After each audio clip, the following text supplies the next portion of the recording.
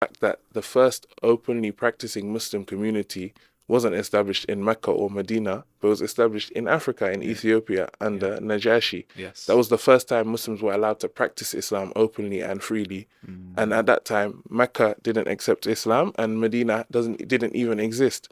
But on the shores of Africa, we had a Muslim community. So the story of Islam as we know it today, starts in Africa even. Mm. So all of that, I kind of wrap it in the first half of the presentation, Wow. and then the rest of it goes into the history of Islam in West Africa, Mm. because most Black Muslims are West African descent, Yeah. Yeah. in the Americas and in Africa, and we have nations such as, for example, Nigeria has nearly Mm. 100 million Muslims, more than the whole of the Arabian Peninsula. Wow. And that's just one country from Africa's Mm. 54 countries, or, well, the numbers always change. But yeah, 50 something nations in Yeah. Africa.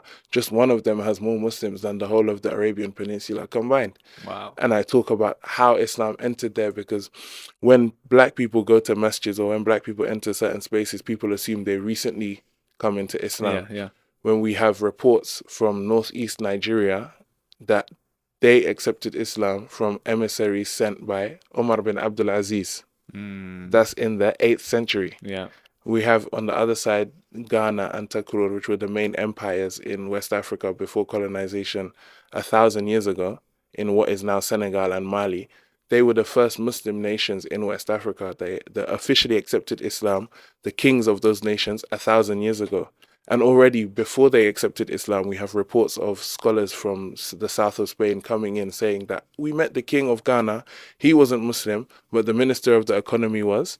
A lot of the ministers in his parliament were, and there was already in his capital city 12 masjids at the time when the king wasn't even Muslim. Mm. And the king converted to Islam 1,000 years ago. So that means it has a over 1,000 year history Mm. within that region, which is something that a lot of people don't know or don't talk about. So Mm. when you see a West African Muslim, don't assume that they just recently came into the deen. A lot of them are descended from scholars who have been Muslim for over 1,000 years. Yeah. And even the most, and I'm talking a lot, but No, that's interesting. I'll end it on this point. Even the most famous slave narrative that we know in the West is the story of Roots. Mm. Kunta Kinte. Yeah. Anyone that doesn't know Roots, Roots was like, it was released in the 60s, and it was about this slave from Gambia called Kunta Kinte who was taken to America, etc. Kunta Kinte was Muslim. And what was interesting is that if you read the book Roots, Mm. Alex Haley, who's the descendant of Kunta Kinte, narrates that Kunta Kinte's grandfather was Kairoba Kunta Kinte. He came from Mauritania. He was a scholar from Mauritania. And he was named after his grandfather's tribe, the Kunta. The Mm. Kunta tribe were one of the oldest tribes in West Africa, and they're the descendants of Uqba bin Nafi, who was a Sahaba who conquered Mm. Africa with his uncle Amr bin As. So Amr bin As conquered Egypt Yes. and settled in Fustat, which grew into Cairo. Mm. His nephew Uqba bin Nafi went on into Tunisia and established a place called Karawan, and that Mm. became a center for learning in Africa. And from there, the Maliki madhab, etc., spread throughout.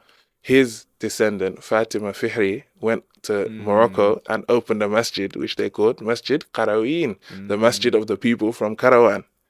And Interesting. that Yeah. became, as we know, Qarawiyyin University, the oldest university in the world.